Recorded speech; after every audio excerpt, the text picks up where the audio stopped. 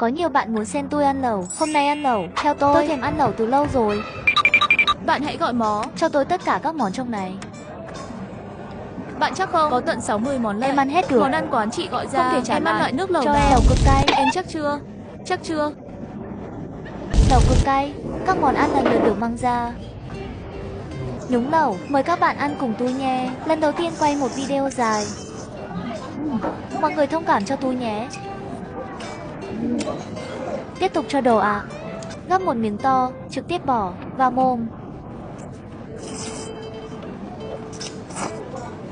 Tiếp tục cho các món khác vào.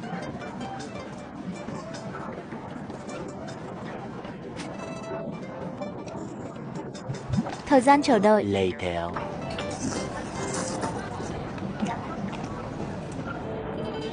Dưới nước sốt trực tiếp lên đồ ạ.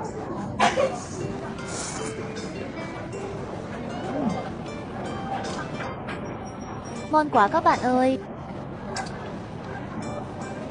Ăn đến 2 xiên trứng no. Kẻ hủy diệt trứng là tôi.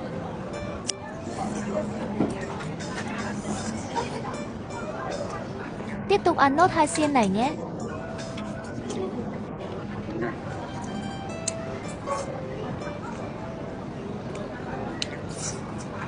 Sự kết hợp của lẩu thịt bò cay,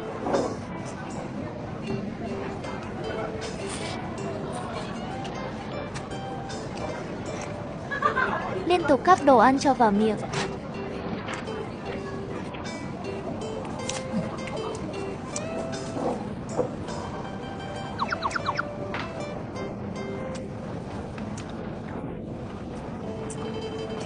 Hơi cay từ trong nồi bay lên mặt.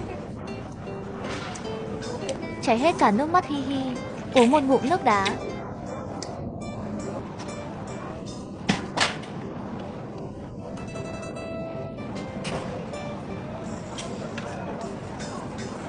Ăn hết sạch, không lãng phí đồ à.